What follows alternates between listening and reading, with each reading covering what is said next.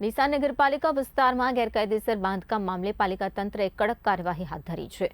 મોજે ડીસાના race number 83 પૈકીના plot number 32 ખાતે આવેલ શ્રીજી સ્ક્વેર સહિતના મિલકત ધારકો દ્વારા મંજૂર પ્લાન કરતા વધારાનું બાંધકામ કરવામાં આવ્યું હોવાનું પાલિકાના ધ્યાન પર આવ્યું હતું અને આ મામલે ડીસા નગરપાલિકા દ્વારા ઓગસ્ટ 2024થી ફેબ્રુઆરી 2025 દરમિયાન કુલ 6 નોટિસો પાઠવવામાં આવી હતી અને આ નોટિસ પાઠવી બાંધકામ અટકાવવા સૂચનો કરવામાં આવ્યા હતા।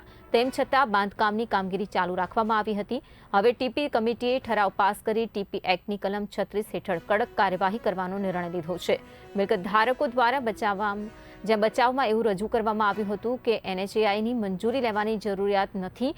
જોકે પાલિકા તંત્રએ સ્પષ્ટતા કરી છે કે કલેક્ટર બનાસકાંઠાના ડિવાઇઝ NA ઓર્ડર અને સાથે પાલિકાની મંજૂરીની શરતો અનુસાર NHAIની NOC ફરજિયાત હતી, જે લેવામાં આવી નથી।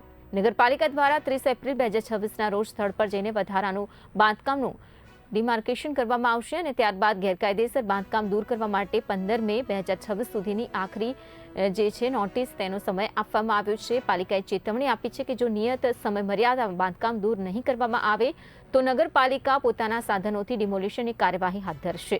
આ કામગીરીમાં થનાર તમામ ખર્ચ સંબંધિત મિલકત ધારકો પાસેથી જ વસૂલાશે। આ સાથે જ ડિમોલિશન દરમિયાન કોઈ જાનહાનિ કે સ્ટ્રક્ચરને થતા નુકસાન માટે સંપૂર્ણ જવાબદારી મિલકત ધારકની રહેશે તેવી સ્પષ્ટ ચેતવણી આપવામાં આવી છે। નગરપાલિકાના કડક વલણ બાદ ગેરકાયદેસર બાંધકામ કરનારાઓમાં ફફડાટ ફેલાયો છે। તો આ સાથે સાથે પાલિકા તંત્રે સ્પષ્ટ સંદેશ આપ્યો છે કે શહેરમાં નિયમોના ભંગને હવે કોઈપણ રીતે સહન કરવામાં નહીં આવે। જે શ્રીજી સ્ક્વેર આવેલું શોપિંગ છે અને તોડી પાડવાની અને ડીમાર્કેટિંગની નોટિસ આપી